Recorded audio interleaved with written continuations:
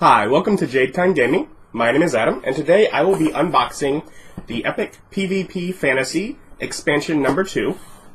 And a while back I got Epic PvP, the base game that comes in this big box that really, I think, will hold this expansion. I already have the first expansion in there. I think it's just enough to also hold basically both of the expansions that came around the same time. And this is by, 1 to 11 and AEG. And it's a fun game. There's rules for more than 2 players, but in general, it's particularly fun for 2 players. I've used it, a lot of times if one of my friends gets over before the rest of them, when, we're going to have a game night or something. It is a fun one to be able to pull out, play a relatively quick game, and basically the idea is you pick a race and a class, and so does your opponent, and you battle with the decks. And this expansion adds halflings, catfolk, clerics, and dark knights. So 2 new classes, 2 new races.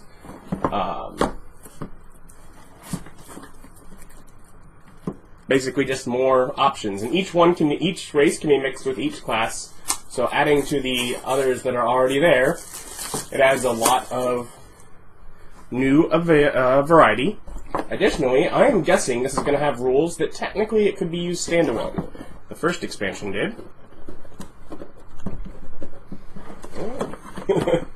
The ducks is tight. There we go. And yeah. So it does come with the rules here. And technically, that means that you can use this standalone and have either a halfling cleric versus a catfolk dark knight, or a halfling dark knight versus a catfolk cleric, and use this as its own game if you would like. Obviously, it's a lot more variety if you mix it with the others, but that's at least an option. And let's look at the base little cards here. Let's zoom in. So the halfling, which each we have her, then we have a male one, and they're the same. Same with that.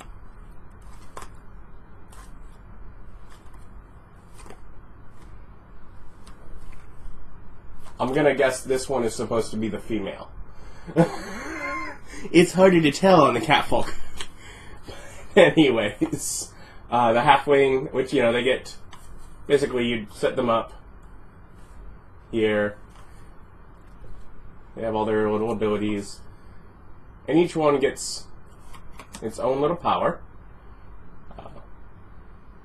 This uses pacify counters that you get in play, for example, which are going to be... Oh, there we go. These. They match the symbol. And I'm guessing...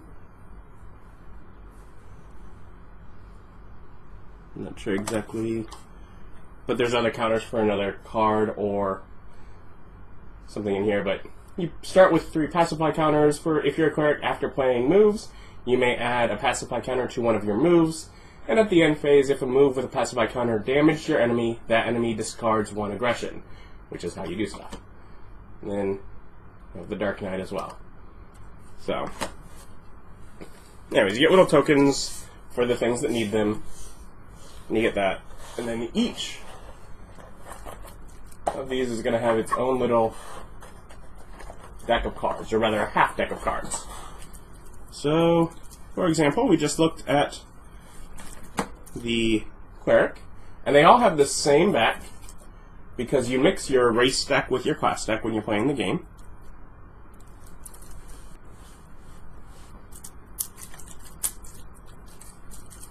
So if we open up the cleric, and basically each card, the way the game works is it's going to have a cost, it's going to have, how much, and then it's going to have whatever, its defense, and then when it flips around to attack, its attack. There are basic attacks that can vary. And then you're going to get for the cleric, Faith is more defensive than aggressive. I guess makes sense for them. And then some cards do special things, and some of them have multiples. And some get put in as a permanent, so if the move was so if someone blocks the move, then it comes in as a permanent, and you may discard this card and a card from your hand to block one attack. So, yeah.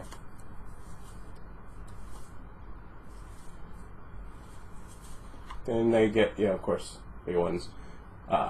You can just play this as a permanent before playing moves, and after the draw phase, if your enemy drew no cards from their aggression pile, you may draw a card, which means basically if your enemy doesn't reduce their aggression and get more cards in their hand, then you get new cards.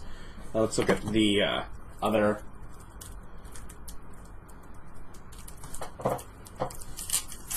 of the classes. The Dark Knight.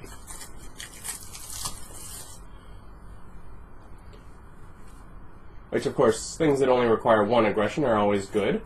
Even if it is very weak, it's cheap to play. And they have a number of basic strikes that go quite high. So from very low to very high. You get Relentless Assault. We get Nightmare Gaze, which blocks 2, it looks like. And different powers of that same card. Soul Drain. Ooh, 8 and 8.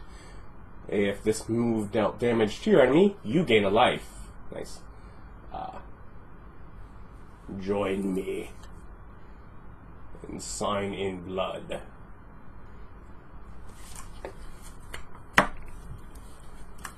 And then we get the 2 races. And I got those prepped to open now. So I don't have to worry about that. I guess we'll start with the Catfolk.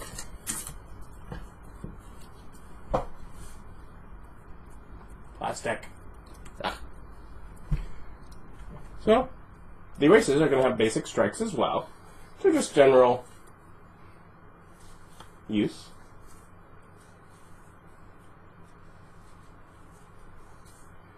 And then we get Natural Instincts, Hunter's Fury,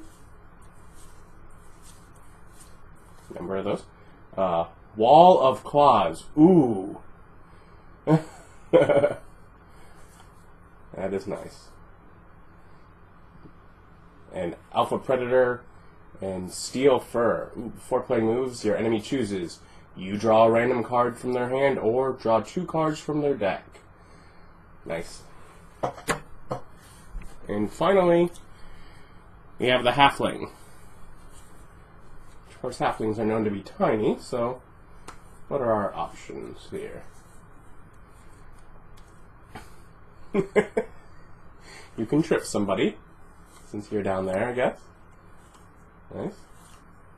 You could do that a lot. Slingshot, yes, so playing into the throw, the stones and slings from the Tolkien halflings, hobbits. Let's see. Oh, and that's after playing moves. All of your basic strikes gain a +1 attack and +1 defense counter. So, nice. Okay, wow. Tender Shot. I'll take that. Ooh, Thievery. Or rather, being a burglar, I suppose. Before playing moves, add the enemy move in play with the lowest printed cost to your hand. Ooh, nice. And second Munchies. We've already had one, yes. What about second breakfast? Before playing moves, add a move from your discard pile to your hand. So, that's fun. I mean, I like that they had fun with the halfling with basically Hobbit jokes. But yeah, so basically, because it does come with the rules, it does 2 things. One, if you're just learning to play, and you're learning with someone who is also just learning to play, they can look through a copy of rules at the same time. So, basically helps with that. Additionally, you can technically use it as a game. It's just a lot less choice. You know, the other expansion added orcs, dark elves, monks, and barbarian. What did the first game have? It had, this is going to tell me, yeah, high elf, dwarf, human, goblin as races, and paladin, rogue, ranger, and druid as classes. It also has all of the counters that you need, like they say, like when it says add a defense and attack count, you know, +1 to each of those. There are little counters to do that, but you can use dice or pennies or whatever to function for that if you don't have the base game. They just have printed little counters in the base game that say what it is doing. All the same, cool to have some new stuff for the to expand that game, new options for things to play as. And also, I think that they kickstarted like a while back, and I don't really know what came of it, but I think they kickstarted ones that added like spellcasting and new rules with that to new expansions. I haven't seen them show up in any of the stores that I check out, but I did at least, you know, I've gotten this, so I have all of what came out with like the original release. And at some point, I'm sure I'll, you know, do a little research and find that out. But I am definitely with Epic PvP Fantasy. It has the idea of I'm expecting future releases and more as long as it continues to do well. And I hope it does, because it is a fun little game. But yeah, I'll link below where you can find it online. Thank you for watching and have a good day. Bye.